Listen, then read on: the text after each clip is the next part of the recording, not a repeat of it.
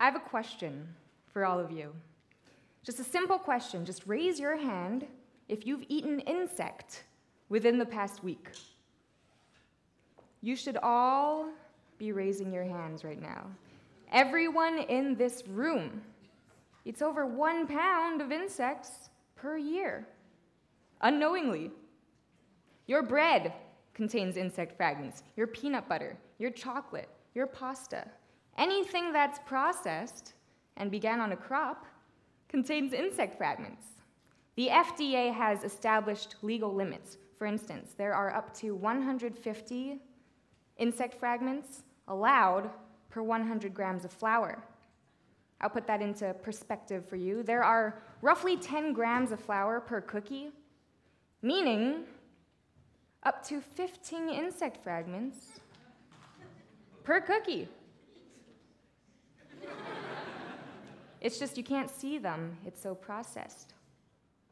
I can see the discomfort on your faces. What a nauseating concept, right? To be eating insects? Ugh, nasty.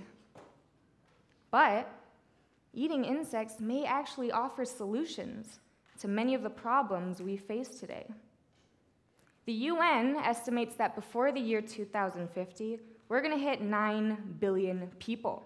That's an extra 2 billion in only 35 years. The way we do agriculture right now, we're already struggling to feed ourselves at our current population. We're overfishing our oceans, we're polluting our planet, crops are being threatened by disease and climate change. We already use 70% of agricultural land just to raise livestock. We can't simply ramp up the current system to meet anticipated demand because it's already bad. There is a solution, it's just we don't really want to notice it. We're kind of evading it. Insects represent solutions to problems we created. Today I'll be discussing insects as a nutritious, sustainable food source and how eating insects really isn't that weird.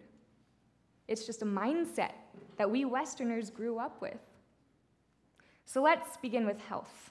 The mammals we eat today are anatomically a lot like us. For instance, we can take a heart valve from a pig and put it in a human, and it will work.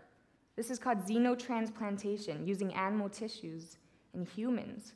For years, scientists have been using pigs as models to learn about the human body because their organs are so similar to ours. But this also makes it easier for diseases to spread between us when we consume them. Think swine flu, SARS, Creutzfeldt-Jakob disease, which is the human version of mad cow. Insects, conversely, are so anatomically distant from us, making it way tougher for a pandemic to take place. And then there's the nutritional aspect to insects. Compare crickets to beef, and you'll find comparable protein content, but crickets are way higher in vitamins and minerals, such as iron, zinc, and copper.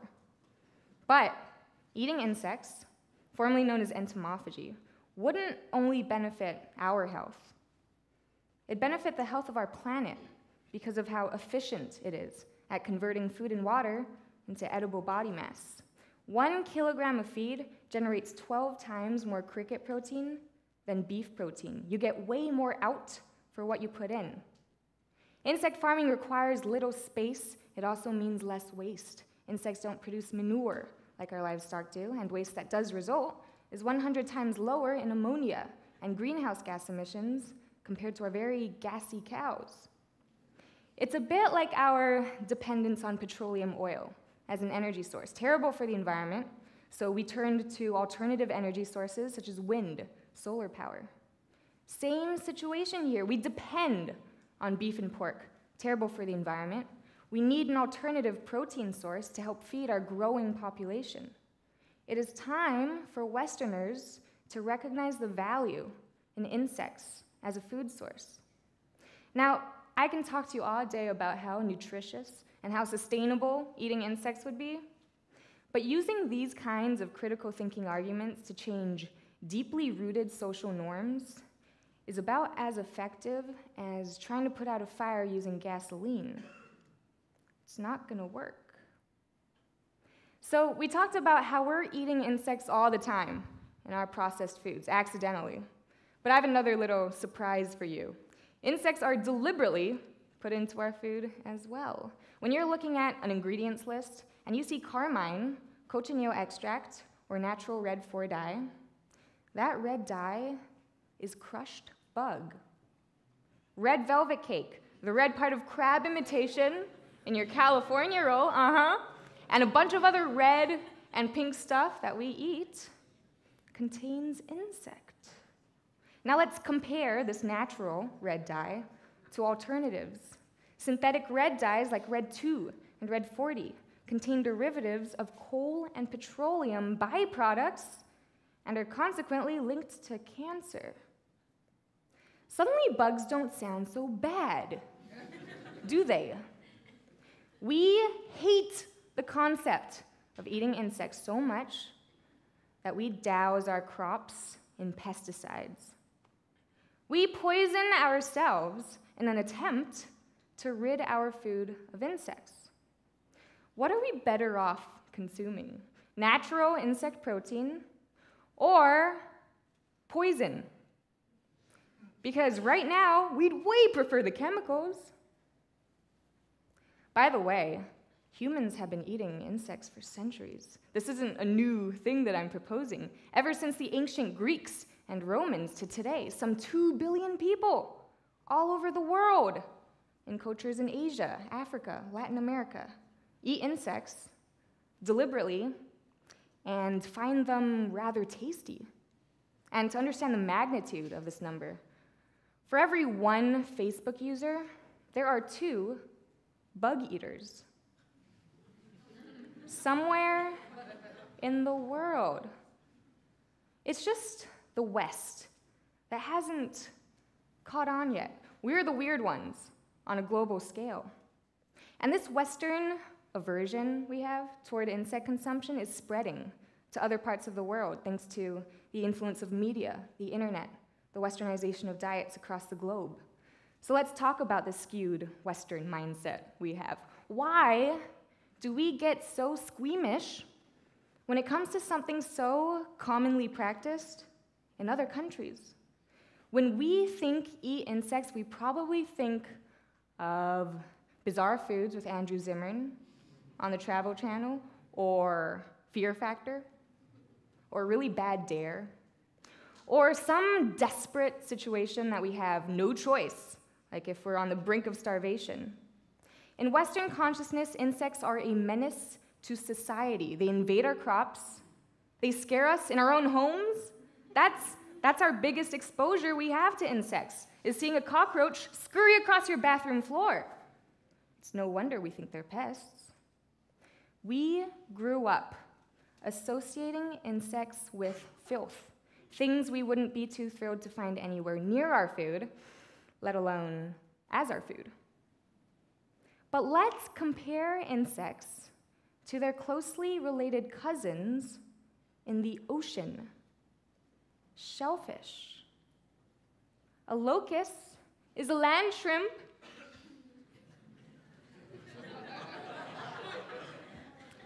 without all the mercury poisoning. Think about it. A lobster is pretty much a huge bug, right? With an exoskeleton, a segmented body, pincers, just like a scorpion. Only difference is lobsters live in the ocean. Shellfish are like water bugs, and I use the term bug in the layman's sense. These are arachnids, of course. But shellfish and bugs are so closely related that if you're allergic to shellfish, guess what? You're allergic to insects too. It's the same allergy. They're both arthropods. Lobsters were once regarded with disgust, the same way that we view bugs. Lobsters used to be fed to swine and prisoners. No one wanted to eat a lobster. But now, lobster is a delicacy. Talk about a paradigm shift. And of course, what do insects eat? Most insects typically eat salad material, fruits, green things. Whereas, what does a lobster eat? Lobsters prey on other marine invertebrates. However, They're also what's known as bottom feeders, meaning they like to feed on feces and dead things. They kind of clean up the ocean floor. And I wish I could say the ocean is clean, but we throw a lot of our waste in the ocean, and it boomerangs right back to us when we consume sea animals. So insects are way cleaner than shellfish, but other than that, they're quite similar, aren't they? So we saw this paradigm shift happen with shellfish. Same thing happened with sushi. When sushi was introduced from Japan, people thought never in a million years would Westerners accept raw fish. Ugh, nasty. But now, quite popular. Sushi was actually really strategically introduced to the West through the invention of the inside-out California roll, which worked kind of like a gateway food to sushi. It was more palatable to Westerners. It looked more appealing. Inside out means the rice is on the outside, the seaweed's on the inside, so people don't have to see the seaweed when they eat it. The components don't change. It's still made of the same stuff. The only thing that changes is our perception. It's all about presentation. It only took 30 years for sushi to go from a bizarre foreign concept to a fixture in grocery stores across America. The same paradigm shift could happen for insects. But chefs need to craft recipes that actually sound good to the general public, right? I've heard a lot about chocolate-covered ants and like whole grasshoppers sitting on top of cupcakes looking like they could still be alive, looking like a prank. That's gonna turn most people off, right? Most people are just gonna take the grasshopper off the cupcake and eat the cupcake. Why would they eat the grasshopper? But imagine this. Locusts prepared like prawns, right? Remove the head, remove the legs, just take the meat. Saute it with some garlic, lime juice, chili, throw it in a tortilla with some salsa, guacamole. Eat it like a shrimp taco. Now that sounds pretty good. They do this in Mexico with grasshoppers called chapulines. Honestly, if we took a big step back and analyzed all of the animals that we eat nowadays, it would all look pretty weird, wouldn't it? And I mean the animals before they become the steak, the hot dog, the sushi roll, the shrimp taco. Insects aren't any stranger than what we already eat, what we deem normal. What does this tell us? This tells us that social food norms are 100% subjective. So we talked about the benefits to entomophagy. It's nutritious, highly efficient, highly sustainable. If we adopted insects into our diets as a protein source, it'd help eradicate world hunger. This is bigger than just acquiring a new taste. We talked about how we're eating insects all the time, every one of us, whether you like it or not. So might as well learn to like it, right? The only reason we aren't deliberately eating insects today is this mentality that they're just repulsive, unwanted pests. That's all they are. That's all they ever will be. But this is just a mindset. We grew up with this mindset. It's difficult to change once it's ingrained in all of us, and it is ingrained. I grew up with the same mindset as everyone here. But just because we grew up with this mindset doesn't mean future generations have to grow up with the same mindset, the same habits we have.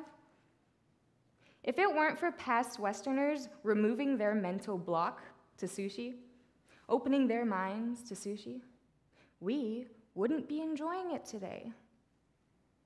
It doesn't seem fair to me to deny future generations the enjoyment of delicious insect dishes just because we get squeamish at the thought. The human mind is a curious thing. We believe weird stuff sometimes, if you stop and think about it. But the exciting thing about a mindset is it can change. The first step in doing this is questioning previously formed beliefs and adopting the willingness to try something new, even if it's strange. and perhaps initially unthinkable. Once we recognize the value in something, try it, find out we like it, things change. And incidentally, there are already 1,900 known edible insect species out there, so you're bound to find something you enjoy. There's a lot of variety to choose from. Today, insects aren't readily available in your nearby grocery store. But if we can create a demand for insects as food, a demand for a more sustainable agricultural sector, an increase in supply will automatically follow. Today, I implore all of you to open your minds to the idea. Let's give bugs a makeover. Insects are an untapped resource. We just haven't realized it yet. As insect food processing technology develops, as recipes are created, and as our mindsets adjust, insects could potentially become the future of food for a hungry planet. Thank you.